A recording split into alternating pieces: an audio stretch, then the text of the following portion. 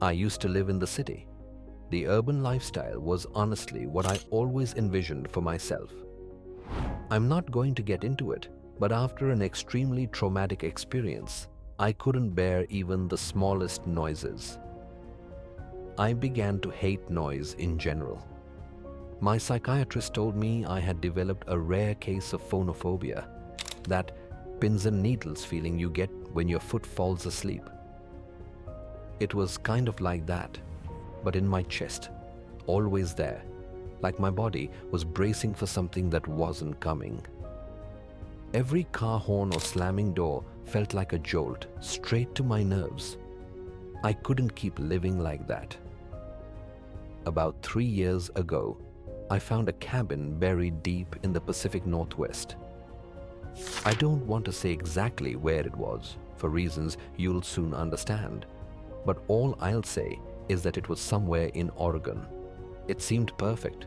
Very few neighbors, no traffic, barely any cell service. What really sold me on it, though, was the lack of noise. It was just me and the peace and quiet. For the first time in months, I thought I might actually feel safe. The cabin itself was small but cozy.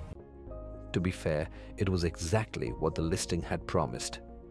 You could tell it had been built to last, with thick wooden beams and a sturdy stone fireplace. It smelled like pine and old books when I first walked in. You know, that kind of earthy scent that's almost comforting? Think like one of those old cabin-style bed and breakfasts for any of you who have gone skiing before. The nearest neighbor lived about a 10-minute walk down a narrow dirt path. I didn't meet her right away though. For the first few days, I just soaked in the silence. I'd wake up to the sound of birds instead of sirens, and at night, the only thing I heard was the wind brushing through the trees. It was like the whole world had pressed pause, and I could finally breathe again. I did all my work from my laptop, so there really was no need for me to connect with the outside world beyond that. About a week after I moved in, there was a knock at the door. The cabin obviously had no doorbell, so those knocks were something I'd have to get used to. I opened the door, expecting it to be my neighbor, and it was. It was a moderately old woman carrying a basket of preserves, like she had just stepped out of a Hallmark movie. She introduced herself as Michelle and told me she lived about 10 minutes down the trail, which didn't sound far at all, until you factored in how dense the woods were. I mean, you could get turned around in there just looking for firewood. She was in her late 60s, with oddly long gray hair and these piercing blue eyes that made you feel like she could see right through you. She wasn't rude, exactly, more like blunt. She welcomed me to the woods and extended the basket toward me like she was expecting me to take it. I didn't really have much of a choice. She was practically shoving it in my face. I know it sounds hospitable, but her vibe seemed a little off, if that makes any sense. I grabbed it impulsively, but I admit, I had never been treated that way by a neighbor before. It wasn't anything crazy, but it wasn't something I was used to. I thanked her as I took the basket, and she looked at me like she was expecting me to say something else. I honestly didn't know what else to say, so I just smiled. She kept staring at me awkwardly, which confirmed my suspicion that this woman didn't interact with a lot of people. Eventually, she spoke. These were her exact words, which I'll never forget. Always keep your lanterns full, your windows shut tight, and your wits sharper than your axe. It wasn't something a normal person would say to someone else. It was like she was reciting from a rule book. It honestly sounded more like a warning than advice. I nodded, smiled, and turned to go back inside. After shutting the door, I stood there in silence, waiting to hear her footsteps walk away. She didn't walk away for a good 45 seconds, which was probably the strangest part about the whole interaction. Despite the weird vibe, I did appreciate her kindness.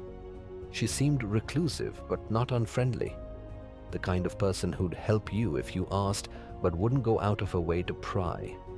I told myself it was nice to know someone was close by, even if I didn't plan on needing her. I didn't even bother looking in the basket. I just set it down in the living room and forgot about it. There was a thunderstorm that night, which is extremely rare for Oregon, but it does happen. I lit a few candles and curled up on the couch with a book, trying to ignore the fact that the power was flickering every few minutes. Some of you might find that kind of isolation scary, but I actually loved it. For some reason, my brain wasn't freaked out by the natural sounds of the thunderstorm. It was actually that specific storm which gave me that realization. I listened intently to everything outside, and dare I say, it was soothing. But of course, that peaceful feeling didn't last. A few hours after the storm started, there was a knock at the door. That nearly made me jump out of my skin.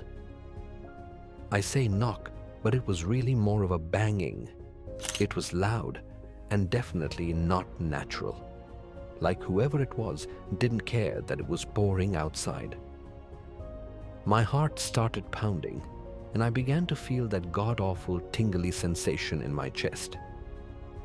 After hesitating for a few seconds, I grabbed the flashlight and got up to check who it was. I looked through the little glass window pane next to the door. It was Michelle, soaked to the bone and clutching a flashlight. I opened the door and she spoke before I even had a chance to greet her. She blurted out that she saw someone near my woodpile and that I should know about it. I was beyond confused, but her words were incredibly concerning, and that took precedence. I stepped out onto the porch, shining my flashlight into the rain, but I couldn't see anything but trees. I asked her if she was sure. She nodded. Her eyes kept darting to the woods, like she was expecting someone to emerge from them at any second. The whole thing was pretty freaky. I kept looking around, but there wasn't much I could make out between the darkness and the chaos of the storm. Before I could say anything else, she told me to be careful. And then she began walking away, without waiting for a response. I watched her head back down the path toward her cabin, clearly unfazed by the pouring rain. I stood there until the glow of the flashlight disappeared out of sight. And then I went back inside.